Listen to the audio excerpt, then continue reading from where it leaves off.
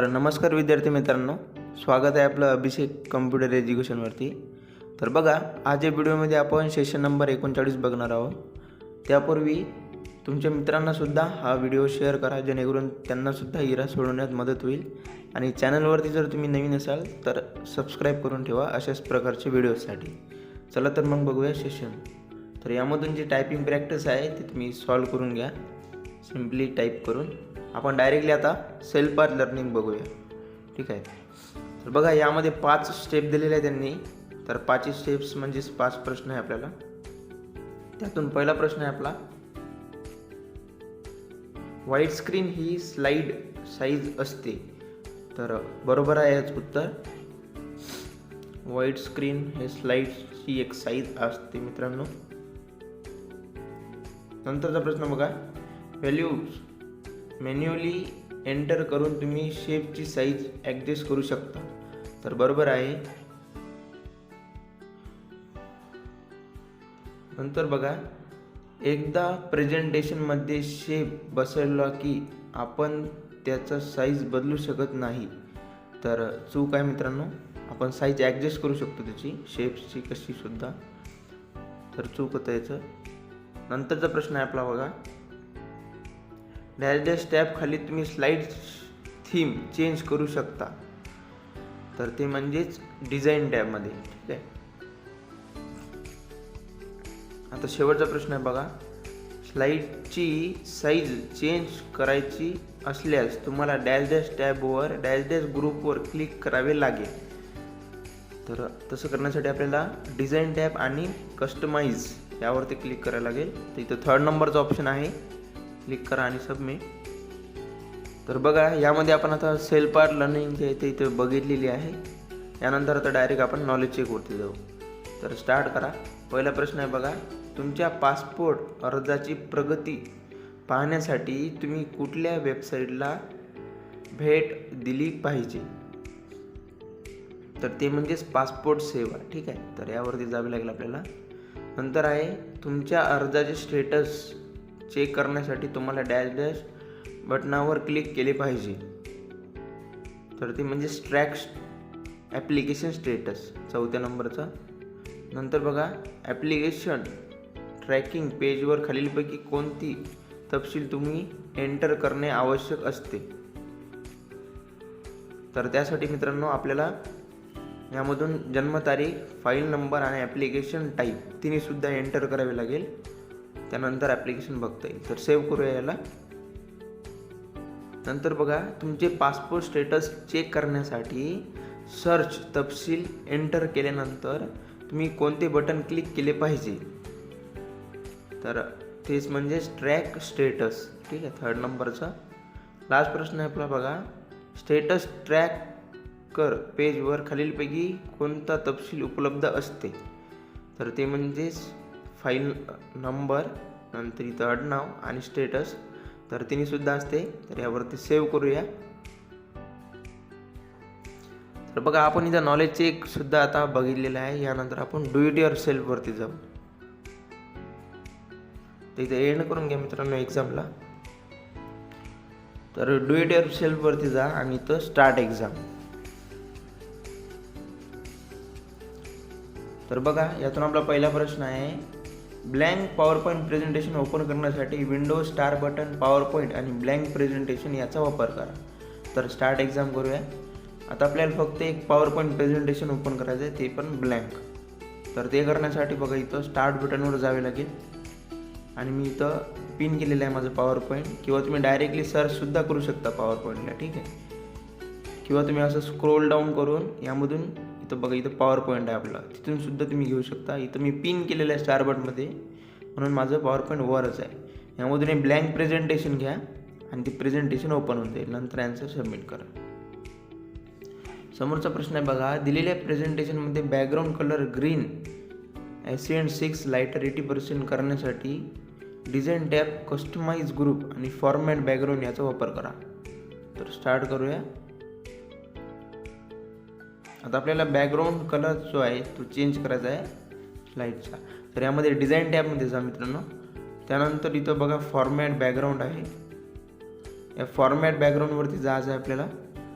आणि त्यानंतर इथं बघा कलर्सचं ऑप्शन आहे. तर यामधून हे कलर्स आहे ना, याच्यामधून जे त्यांनी सांगितले आपल्याला की ग्रीन कलर, ॲसियंट वगैरे आणि लायटर 80%, त्यामधून चूज करून घ्या. ठीक आहे. आणि नंतर आन्सर सबमिट करा. नंतर बघा दिलेल्या प्रेझेंटेशनमध्ये टेक्स्ट बॉक्स इन्सर्ट करण्यासाठी इन्सर्ट टॅब, इलिस्ट्रेशन ग्रुप आणि शेप्स याचा वापर करा. आता आपल्याला एक टेक्स्ट बॉक्स इन्सर्ट करायचा आहे, म्हणजे शेप्स घ्यावे लागेल त्यासाठी. तर इन्सर्ट टॅबमध्ये जा, यामधून शेप्स घ्या आणि एक बघा इथं टेक्स्ट बॉक्स ऑप्शन आहे बेसिक शेप्समध्ये. तर यावरती क्लिक करा आणि इथं ड्रॉ करून घ्या. तर एक टेक्स्ट बॉक्स इथं एंटर होऊन दे. नंतर आन्सर जे आहे ते सबमिट करा.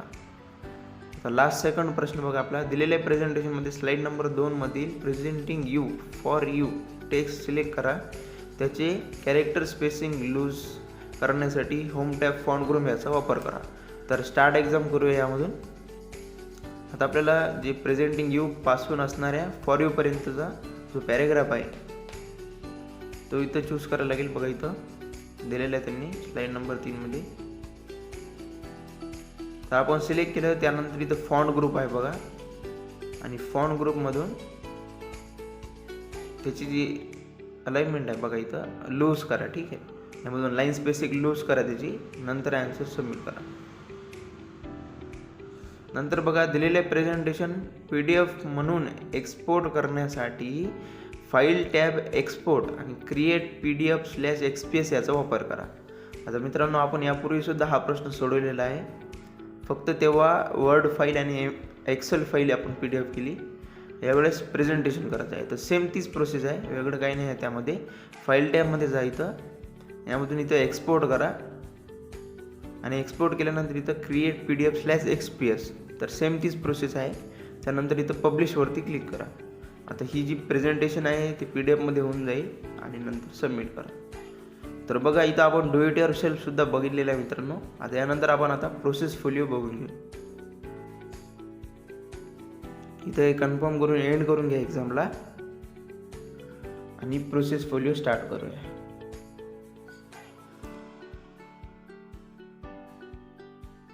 आता आपला स्किल सेट बघा, insert tab of Microsoft power point. तर स्टार्ट करूया. स्किल सेट त्यांनी इन्सर्ट टॅब दिलेला आहे. ठीक आहे. तर इथं तुम्ही एक पॉवर पॉईंट प्रेझेंटेशन ओपन करून घ्या आणि ब्लँक प्रेझेंटेशन. ठीक आहे.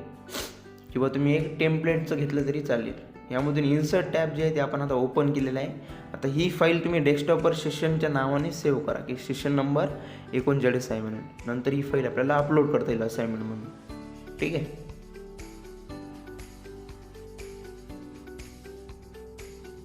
तर बघा आता ही फाईल जी आहे ती तुम्ही सेव्ह करून ठेवा, जेणेकरून तुम्हाला डायरेक्टली अपलोड करता येईल. ठीक आहे. तर डेस्कटॉपवरती तुम्ही सेशनचं नाव देऊन ही फाईल जी आहे ती अपलोड करू शकता. म्हणजे सेशन नंबर आपलं जे 39 चालू आहे ते सेव्ह करायचं. ठीक आहे. डेस्कटॉपवरती म्हणजे तुम्हाला असाइनमेंट म्हणून हीच फाईल अपलोड करता येईल. तर बघा इथं सबमिट बटन इनेबल झालेलं आहे. आपण सबमिट करूया आणि नंतर डायरेक्टली समोरची स्टेप आहे आपल्याला, ते म्हणजेच परफॉर्म स्टेटस. तर यावरती क्लिक करू आणि नंतर नेक्स्ट. तुम्हाला जे मी सांगितलं असाइनमेंट अपलोड करण्यासाठी डेस्कटॉपवर फाईल ठेवा, तर यामधून ते चूज करू. आता तर चूज फाईल, आणि जी डेस्कटॉपवर तुम्ही फाईल ठेवलेली आहे डेस्कटॉपवरून ती तुम्ही सेशन नंबर 39 नावाची जी फाईल असणार तुमची पॉवर पॉईंटची ती इथं अपलोड करा. ठीक आहे. एवढं केल्यानंतर सेव्ह, आणि नंतर जे आहे ते आपलं प्रोसेस फोलिओ इथं कंप्लीट होईल. यानंतर फक्त आपलं सिम्युलेशन क्वेश्चन राहिलेलं आहे मित्रांनो, तर ते आता आपण बघून घेऊ. तर इथं स्टार्ट एक्झाम करा. 2 प्रश्न आहे बघा. पहिला प्रश्न आहे, पॉवर पॉईंट वापरकर्त्याला अनेक थीम्स प्रदान करते आणि तुम्हाला आवडणारी थीम निवडू शकता. आता दिलेल्या प्रेझेंटेशनसाठी थीममधील तिसरी ग्रीन फेसेट थीम निवडा. तर यामध्ये बघा आपल्याला थीम चेंज करायची आहे. तर स्टार्ट करूया. यामधून तर डिझाईन टॅबमध्ये जावी लागेल आणि डिझाईन टॅबमधून इथं बघा थीम जी बी असणार आपली तिथं चूज करायला लागेल. तर इथं 3ऱ्या नंबरचीच आपली जी थीम आहे ती आहे. लक्षात ठेवा आहे प्रश्न. नंतर सबमिट करा. इथं कोणताच ऑप्शन येत नाही मित्रांनो, फक्त तुम्हाला डायरेक्ट अंदाजे क्लिक करावं लागेल. नंतर बघा MS पॉवरपॉईंटमधील स्लाईडचे 2 स्टँडर्ड साईज आहेत. दिलेल्या प्रेझेंटेशनसाठी मॅक्झिमाइज पर्यायासह स्टँडर्ड साईज निवडा. तर स्टार्ट करूया. तर तुम्ही बाकी दुसऱ्याकडे क्लिक होणार नाही, डायरेक्टली बघा इथं डिझाईन टॅबमध्ये क्लिक करा फक्त. केल्यानंतर इथं स्लाईड साईज आहे मित्रांनो कस्टमाइज ग्रुपमध्ये. यामधून जे त्यांनी सांगितलेलं आहे आपला वाईड स्क्रीनचं बदलून स्टँडर्ड करणे, ठीक आहे. तर यामधून जी बी असेल त्यावरती फक्त क्लिक करा, दुसऱ्याकडे क्लिक होत नाही, त्यावरतीच होते. आणि इथं मॅक्झिमाइज ऑलरेडी सिलेक्ट आहे, तर फक्त आपण आता मॅक्झिमाइजवर परत क्लिक करू इथं टॅबवरती. आणि एवढं केल्यानंतर ऑटोमॅटिकली सबमिट होऊन जाईल. ते सिम्युलेशन क्वेश्चन मित्रांनो दुसऱ्या कुठंच क्लिक होत नाही, जिथं तुम्हाला क्लिक व्हायचं तिथेच क्लिक होते. तर थोडं सांभाळून करायचं, ठीक आहे. तर बघा आपलं संपलेलं आहे ते. यानंतर आता फक्त सेशन कम्प्लिशन टेस्ट आपली राहिलेली आहे, ते बघून घेऊ. बघा पहिला प्रश्न आहे, हार्ड डिस्कची साठवून ठेवण्याची क्षमता सुधारण्याचा एक मार्ग डॅश डॅश हा असतो. तर ते म्हणजे फाईल कम्प्रेशन वापरणे. तर सेकंड नंबरचा ऑप्शन आहे. नंतर बघा रेड विषयी पुढीलपैकी कोणते वैशिष्ट्य उपयोगी आहे, ठीक आहे. म्हणजे RAID रेडपैकी कोणची वैशिष्ट्य उपयोगी आहे, तर ते म्हणजे एक उच्च क्षमता हार्ड डिस्क ड्राईव्ह. तर हे चौथ्या नंबरचं उत्तर आहे. नंतर बघा हार्ड डिस्कची कार्यक्षमता सुधारण्याचे 3 मार्ग म्हणजेच file compression, arrange of inexpensive disk आणि डिस्क कॅचिंग हे आहेत. तर बरोबर आहे याचं उत्तर.